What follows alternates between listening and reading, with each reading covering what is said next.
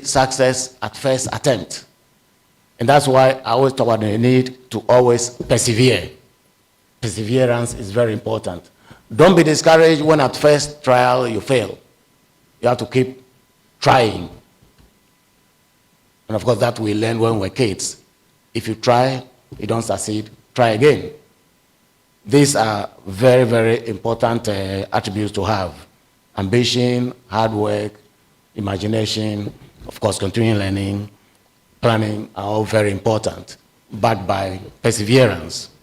But there are also the societal values that are very, very important because you are going to the world, a world in which you work with people who you can't avoid working with. Imagine you were on an island all by yourself. Your attitude to life will be different. You probably can decide to walk naked the whole day if you are alone on an island. But you are societal beings, so societal values are very critical to our success. Among them, empathy. You'll be working with people from various tribes, maybe from various cultures and racial backgrounds. You need to have empathy. That is what allows you to appreciate where others are coming from. That is what allows you to give them the right respect that they deserve. And that is what allows you to love them and be able to work with them. So empathy is very important. And so is respect for one another and love. We need this very much in Ghana to ensure the maintenance of the peace that we've enjoyed over the years. But we need it as individuals for us to succeed in whatever we do. Whether it's up your own company or you join an company, you have to learn to work with people. So empathy, respect, love, very, very important. Of course, you have to be altruistic, where altruism means trying to do to people what you expect them to do to you. So altruism, as I always say, is the best form of egoism. If you love yourself, you want to succeed, you have to love other people and support them, then they cannot support you back. Selflessness is the best form of selfishness. Very important also is honesty. Honesty, respect for the truth have become very scarce commodities in our country, and that is not helpful. It doesn't help at the family level, neither does it help in business, neither does it help at school. So we need to hold very firmly to the values of honesty. You want not to waver a hair's breadth from the path of strictest honesty. We need that. That lack of honesty, respect for the truth, affects us in many ways. As individuals, as a country, it undermines our freedom, it undermines justice delivery. So we all need to hold firmly to the values of honesty and respect for the truth. Humility is very important. We need to be very humble. The more successful you become, indeed, the more humble you should be. The more humble you are, the more people will love you, and the more they will support you to achieve what you want to do. So at the workplace, demonstrate humility, both in your interactions with your superiors and your subordinates. Then you have the love and the support that you need to be able to succeed. You are not going to succeed just working as a learned hermit in your own little corner. You need people to support you. You need to show that humility that will make them love you and that will make them want to support you. No matter how little you earn on the job, whether it's your own company or you're an employee, you must learn to save. The savings habit is very important. I recall when we were in school in those days, secondary school, O-level, we're learning about the factors that determine demand in an economy, or factors that determine demand for a product. And among all apart from all the basic ones that we learned, there were two that really have caught my imagination. One is defined in Veblen's theory of conspicuous consumption. In conspicuous consumption, you want to spend to impress. You want to be the first to buy that model, the new model of the car. You want to own the tallest building in the neighborhood. You want to be seen as the richest. Does it really matter? No, it doesn't matter. Chances are that you do that. Thank you. Thank you. Chances are that when you do that, you overspend, your means. Having lived abroad and having lived here, I know that many of us are victims of conspicuous consumption. We need to learn to cut our coats according to our size. Some people say according to the size of your cloth. That is very important.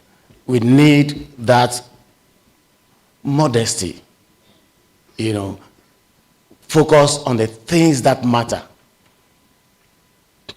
Many of us who live on our own, we don't know how much we've invested in useless things until we decide to change houses in your parking. Then you see many items that you never knew you even had. So it's important to cultivate a savings habit. The other theory has to do with Diosembere's theory of social conditioning.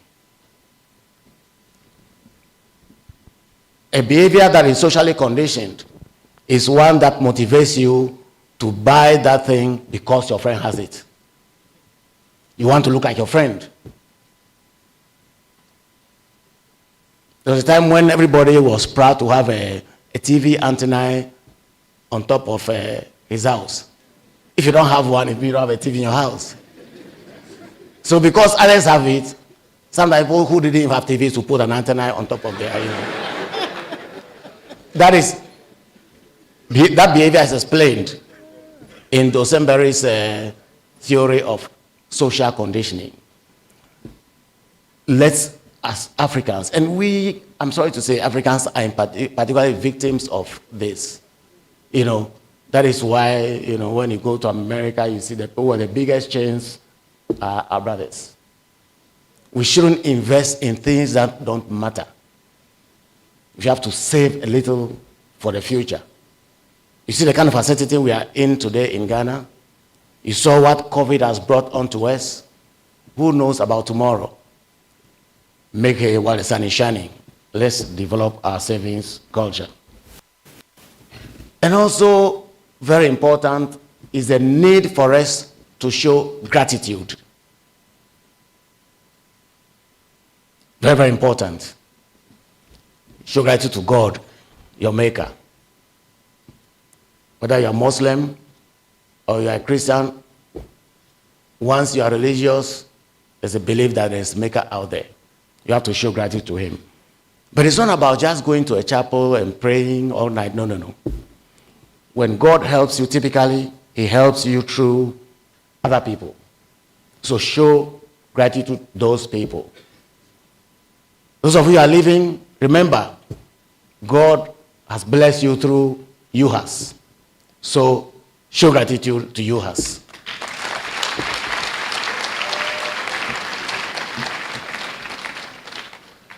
Your family has invested in you. Show gratitude. The community has invested in you. Show gratitude. It's very, very important. You have to learn to give. Remember, there's joy in giving. When your child returns from school and says, Daddy, look at this, take this. See, he does it with joy. So there is joy in giving. So let us learn to give. It's very important, and we always say that our joy is multiplied when we share it. When you succeed after living here, don't keep everything to yourself. Demonstrate gratitude to UHAS and all who have supported you, and you get more blessings to become even more successful. And remember, when you have it and you pretend you don't have it, it limits your progress. The Bible says it. To those who have, more will be given. And it's easy to understand. If you go to 2 funerals, one of a very rich family, one of a very poor family, where are you more likely to donate more money? The Bible says it. To those who have, more will be given. Those who don't have, even the little they have, we're taken from them. So when you have it and you pretend you don't have it, nobody wants to help you. So that is one important positive in giving. So learn to show gratitude and learn to give. And you have more of the blessings to become even more successful. So remember, very importantly, those virtues that I talked about. Ambition is very important, backed by hard work, backed by imagination, continuous learning, and of course, perseverance. Those are key if you want to succeed. Then you have to plan. And then remember those societal values I talked about. They would take you very far. Empathy, respect for one another, and love for one another. Very important. Honesty must be your hallmark. Humility, very important. And so is the savings habit. The need to know what matters and what does not matter. Distinguishing between your needs and your wants, very important. It's not everything you want that you need. And also, remember, gratitude to the people who have helped you is extremely important. Remember that you can never succeed on your own.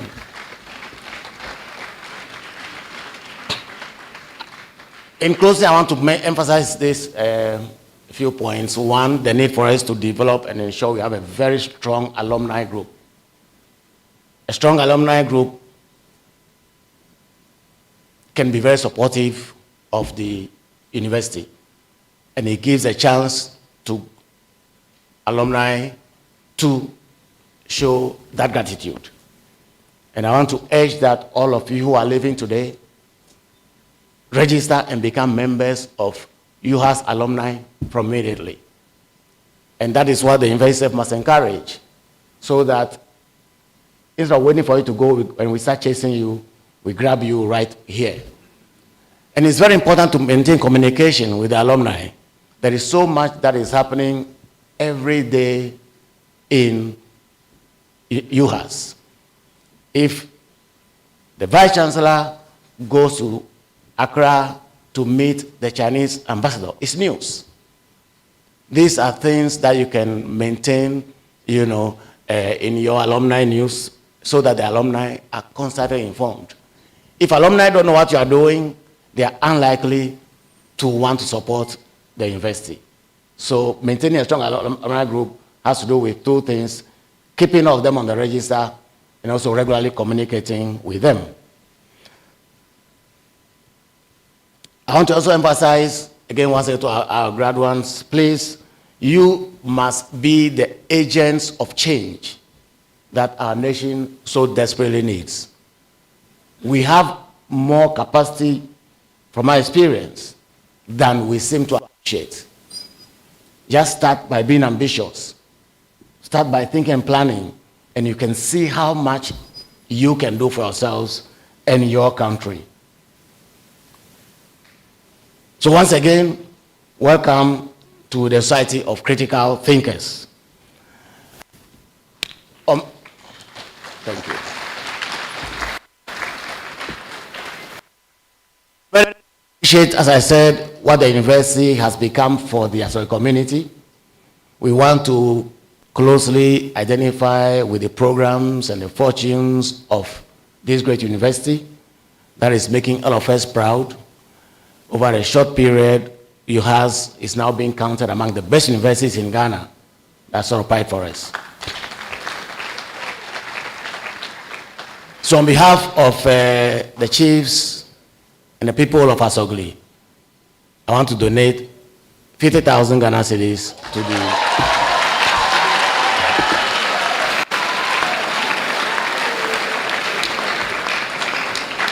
and that goes to the endowment fund.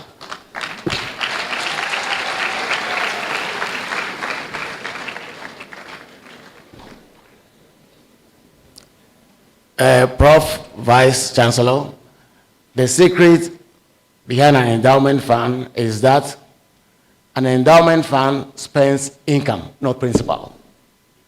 When you invest it and spend principal, that is what allows the fund to grow.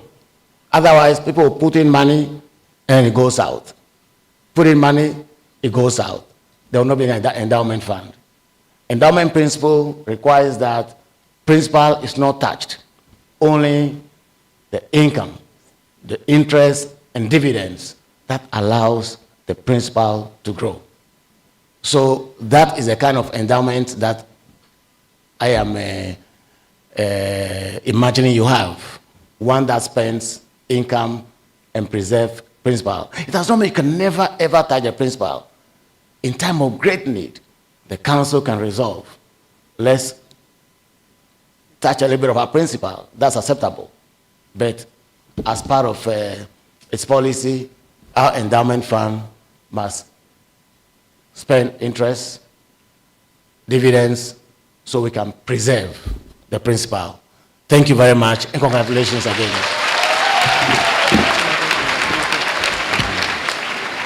Okay.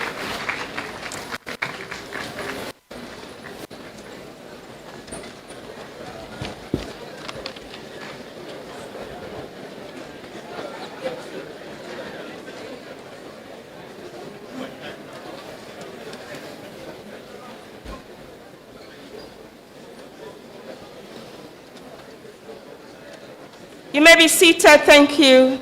Shall we give a thunderous applause again to our guest?